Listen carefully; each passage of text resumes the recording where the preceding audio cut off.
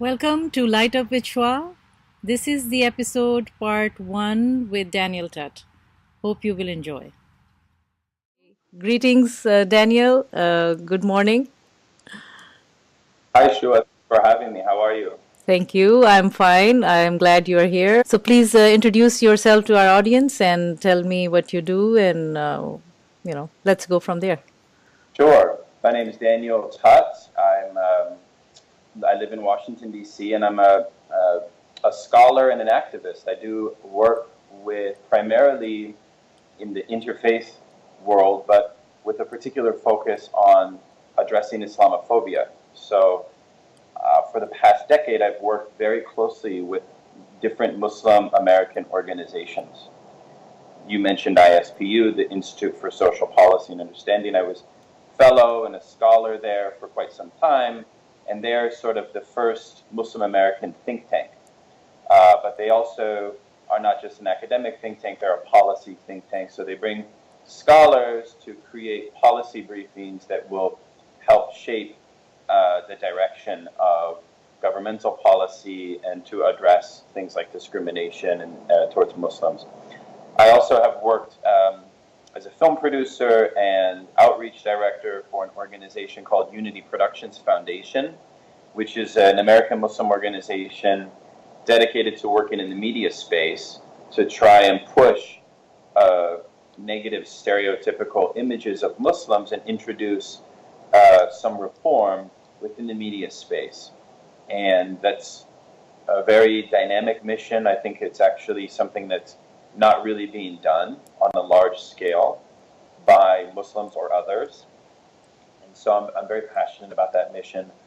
What I also do there is try to use our films in community settings to facilitate relationships between Muslim Americans and others. And so, for example, right now I'm doing a lot of work with evangelical Christians and trying to create breakthrough encounters. My sense of this issue is that most of Islamophobia can be addressed through relationship building and through dialogue, and that most of it is actually politically derived, and that it does not stem from some kind of ingrained or intrinsic hatred. Rather, it's usually a result of a lack of interaction that people have with their neighbors. So I'm actually fairly optimistic about the future of Islamophobia in the United States. What is Islamophobia? If you can define it or describe it. Islamophobia is an irrational fear or form of bigotry or form of discrimination against Muslims or, importantly, people perceived to be Muslim. It's sort of the classical definition. Okay. People then debate about its causes and the forces that accelerate Islamophobia. And I've written a fair amount of in different policy briefings, but also in different academic research, trying to understand the forces that really drive Islamophobia and how we can get around them and even reroute them. Maybe some people believe Islamophobia is hatred of one religion versus another. Or maybe usually that's the common narrative or understanding. In some parts of the world that is a common narrative. I agree with you. Okay. I don't subscribe to that view. Okay. Personally. Other people believe that Islamophobia is an issue largely having to do with a lack of familiarity with Muslims. So, kind of like I was saying before, they believe that, this can be solved by showing people that Muslims are American, maybe they're patriotic, maybe that they are very, no different than you. They, that the Quran and the Hadith also promote American values of, say, equality and freedom. So that's been a common approach that a lot of activists have put forward. A third approach has been one that understands Islamophobia from a more critical lens, which basically argues that really this is a form of racism, which means that the primary way to understand that is that it has to do with social exclusion, political exclusion, and othering having to do with power and having to do with forces that are quite similar to, say, the experiences that African American communities have experienced post Jim Crow. Okay. So a lot of Muslim Americans have kind of debated about which sort of strategy is most suited to overcome Islamophobia, and I've really been interested in pursuing a little bit of both strategies, to be honest with you. I think, what's bringing you into this activism, and what's the driving force there? I was always interested in religion. At first, I was interested when I went to college in a small school in Southern Oregon. I was interested in Buddhism because Buddhism has the general philosophy that life is suffering and that there is a way out of the suffering. And so I really became interested in this concept, and I've become more and more convinced that in our world today, suffering and collective suffering or collective trauma comes in a lot of different forms. And I think religion has been something that's very interesting to me through that lens. And once I became interested in Buddhism, which was actually an interest that was derived from reading poetry, which is a much longer story I won't get into. But once I was interested in that, I had the opportunity to come to Washington, D.C., and by chance, I found a group of kind of multi-religious organizations putting together a peace walk that was structured in the same way that Gandhi did his walks, the salt marches and things like that. It was in the same format, the same idea, but the focus here, this was in 2005, the focus was how do we address religiously motivated violence? And I became the main organizer of this walk. We called it the Unity Walk. And this was a transformative moment for me because I found myself in the middle of profound religious diversity, but also in the presence of people who had a lot of spiritual and religious wisdom and knowledge. And it had a real psychological effect on me. So I became very interested in the idea of interfaith work.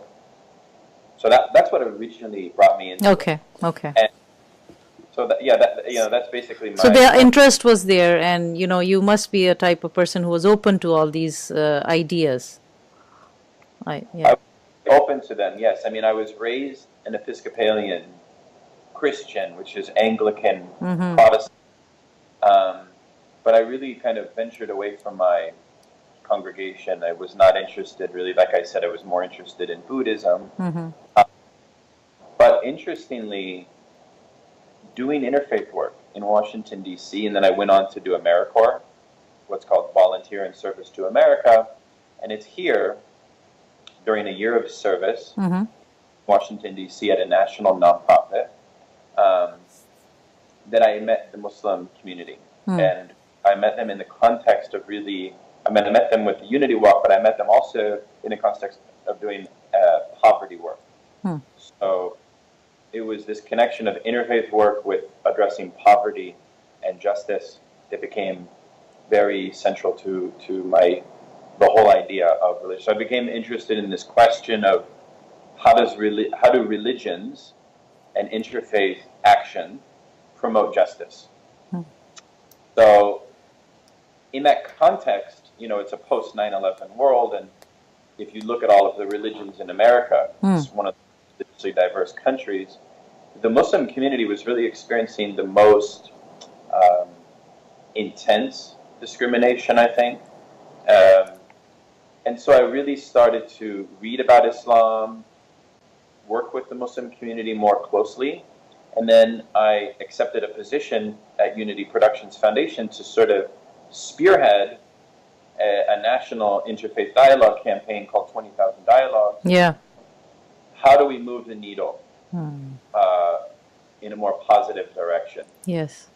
And push back on Islamophobia, because there's a correlation between Islamophobia and support for authoritarianism, support for anti-democratic sentiment, support for really intense forms of conservatism, and the Muslim community is thrown under the bus by this political apparatus that really generates Islamophobia. It's very much a kind of cottage industry phenomenon of very specific groups and institutions that are sort of pushing it, accelerating it.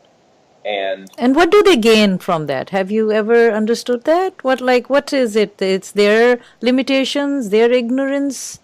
Well, I mean, as part of my studies in philosophy, I also studied social psychology and the branch called psychoanalysis.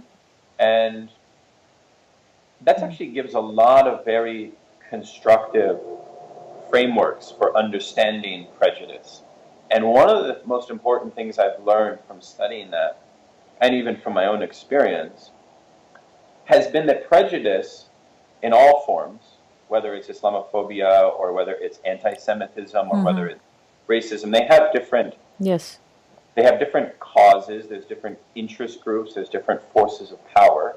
But for the individual, what's really happening there is something that in the act of excluding, in the act of discriminating, there is an enjoyment that is derived. There is a kind of perverse enjoyment, and it's very often the case that people have prejudice.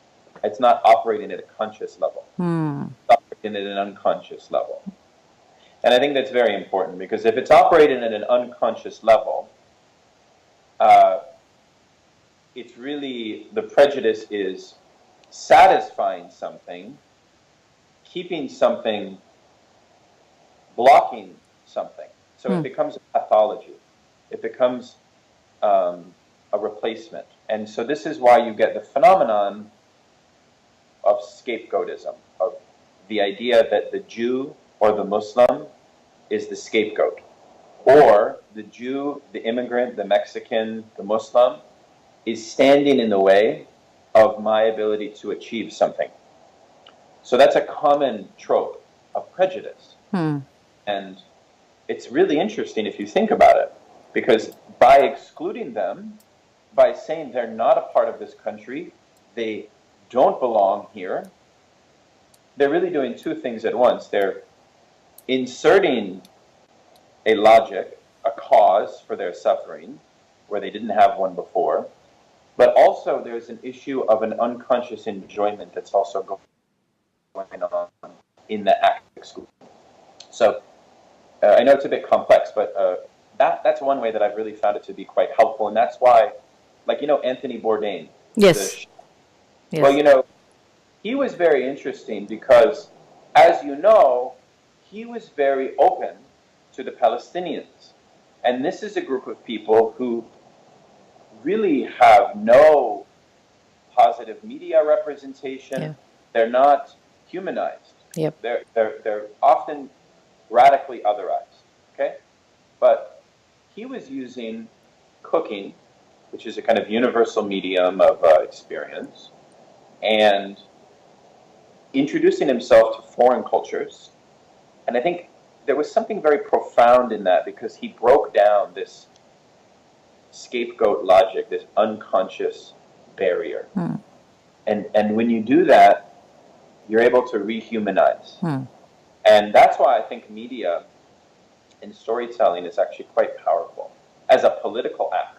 Because what it does is it allows for that unconscious fear barrier to lower. Yeah. And can enter into something, you can see them on a field of equality. and not be threatened by every move of the other that you have in mind.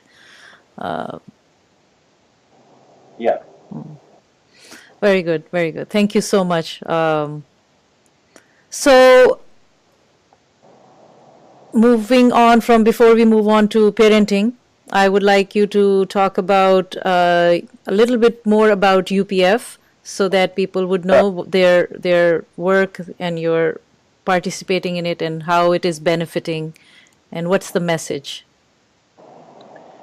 The message is that we have a major deficit of the Muslim narrative, the Muslim story in the mainstream media spaces. And that this is a problem because there's a correlation between the lack of, about 65 to 60% of people in the United States have no personal connection to somebody of a Muslim background. And so everything they know is constructed from media images, whether news media, television, Netflix, movies, you name it. And all of the media tropes and frames and images that we've seen really for ever since the dawn of the public relations industry and the dawn of media have really casted Muslims in a problematic light. So our organization is trying to be at the forefront of offering resources within Hollywood space. So one of the programs we have is called Muslims on Screen and Television. It's based in Los Angeles, and it actually offers free consultation to people that are writing television programs or Netflix series. And we've worked with some of the largest shows like Grey's Anatomy. We've worked with Bones. We've worked with The Simpsons, The Carmichael Show, a number of shows, Madam Secretary, where we're basically trying to introduce opportunities for the human image of Muslims to emerge. We've had some successes in this space because these are shows that reach millions of people. And we've had some challenges, as you can imagine. So that's one thing we're doing. Another thing we're doing is trying to really build a respectable media production company. We've made 11 sort of big PBS documentary films that tell different stories from history. We've told the story of the Prophet Muhammad from a kind of humanistic point of view, not from a religious point of view. Yes. And it's part of those series are part of 20,000 dialogue that people can get and have a dialogue on it, right?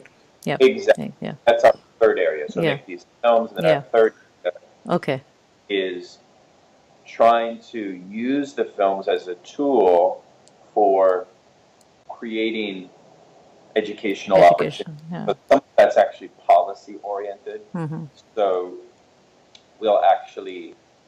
we've made several films that take on policy related issues to, say, Islamophobia, and we'll introduce that to the Department of Justice, State Department, even the White House, not the current White House, but former, and try to educate at all of the different levels of society. So now, so would there be a gap now? Because if you're not interacting with the current people in the White House, is that what it is? And that's an additional challenge? That's a great question. The Trump administration has presented a profound challenge to American Muslim organizations.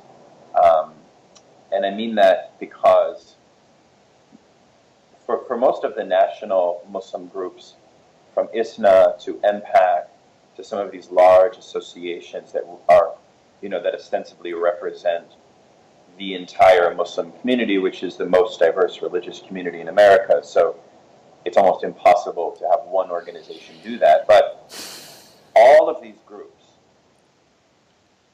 have had to decline cooperation with the federal branch of government, which is different than the prior two administrations, the Bush administration and Yeah. the Obama Obama's, administration. yeah.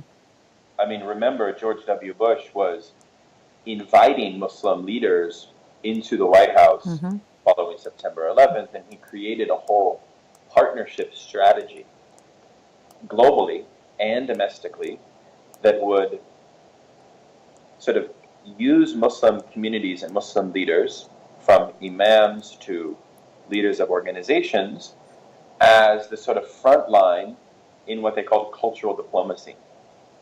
And the Trump administration stopped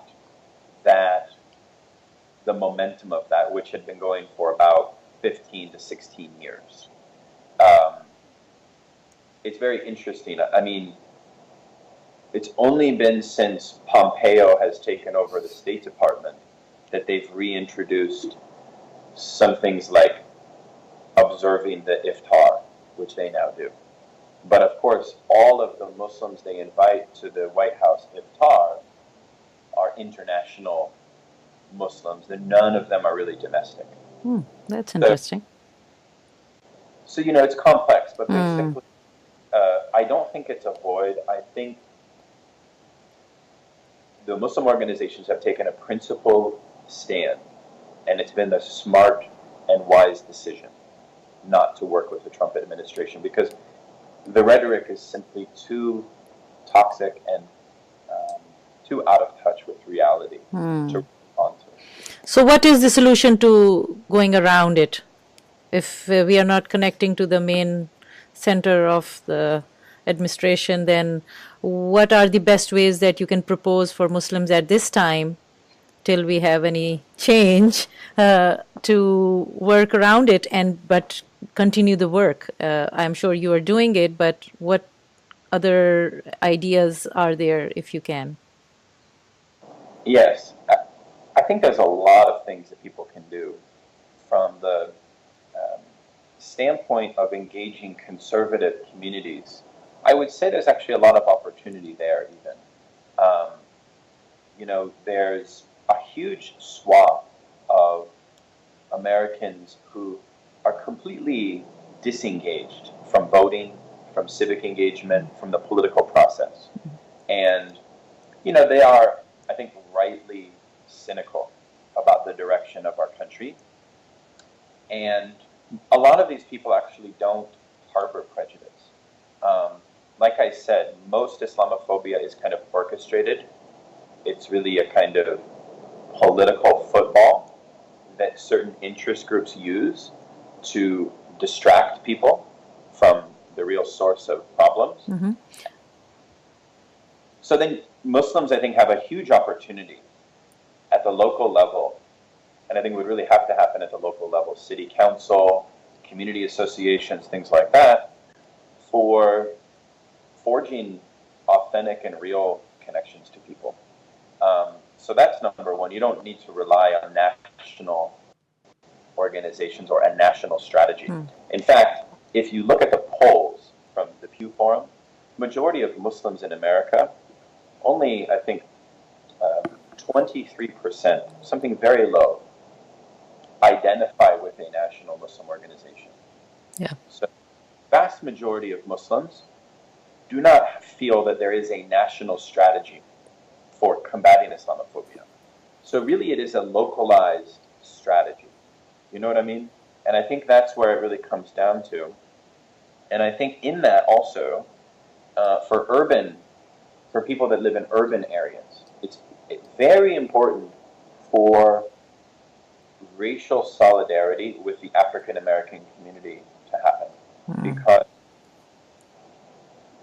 the African Americans are the second largest racial and ethnic group within the Muslim space, and they often are actually excluded from within Muslim leadership.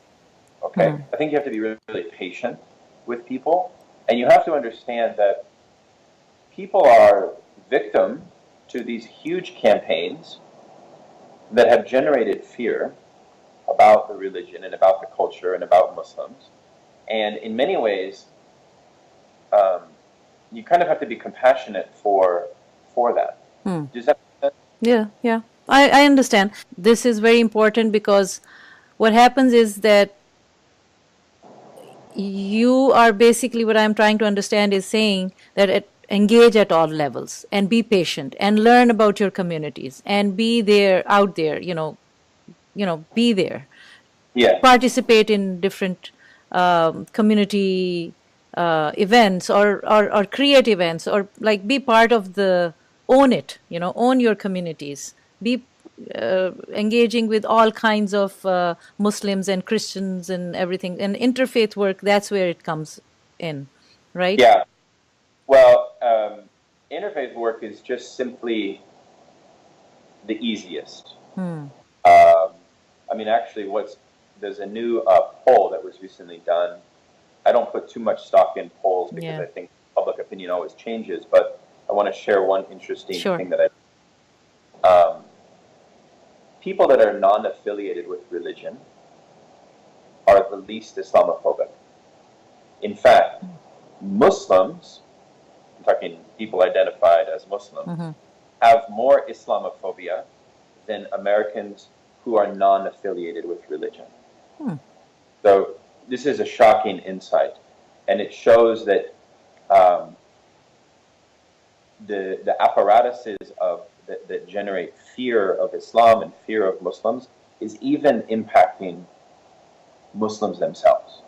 Okay, so that's very important to recognize, and I think it's something that, in the Holy Scripture of Islam, it's very clear that the people of the book, the Jews and the Christians, are your cousins. They're closest to you, and so it's very natural for Muslims to have relations with them. But what's interesting is today, majority of people that see through the facade of Islamophobia, they're not religious. You see my point? This is something people should that's a very good point. Thank you for that. There's certain communities that not only, it's not an individual question, that's leadership question, and this is the challenge we run into with evangelical communities. I know a pastor in Texas who decided to form a relationship with an imam, okay? And in the act of doing that, and he made it public, that he does public events with this guy and so on, he lost 1,200 members of his congregation. They left. Oh, wow. But he used that as an opportunity. He kept on doing it. And he got new Christian followers that were more diverse, more open-minded. So it was kind of a filtering system. Yeah. Not to say that they might come back also. Anyways, that's very good. Very good. Are you a parent? I am a parent. Okay. So how many children? And I have a boy and a girl. And how old are they? I'm 37, and I have a beautiful wife named Beth, and we met in our home state of Oregon when we were in college in about 2003. And Eva, my oldest, is 6, and Elijah, my youngest, is 3. Oh, wow. Cute age. All right. So from there, I would say, what type of parent are you? How do you identify yourself on the scale of, if you want to go from 1 to 100 or 1 to 10? Oh, Lord only knows. I would say I'm a pretty good parent. I try to be very consistent. And I try, frankly, to learn from the past and learn from my own difficult experiences with family life when I was growing up. I had in many ways, a beautiful childhood, but also in many other ways, a very difficult childhood, because my mother, she went through 2 divorces. One when I was 4 and one when I was 17. And both of them were very difficult. So that really informs my higher values and my higher principles that I bring to parenting. Thank you for watching part 1 with Daniel Tutt. Please subscribe, light up with Shwa, and stay tuned for part 2 with Daniel Tutt. Thank you.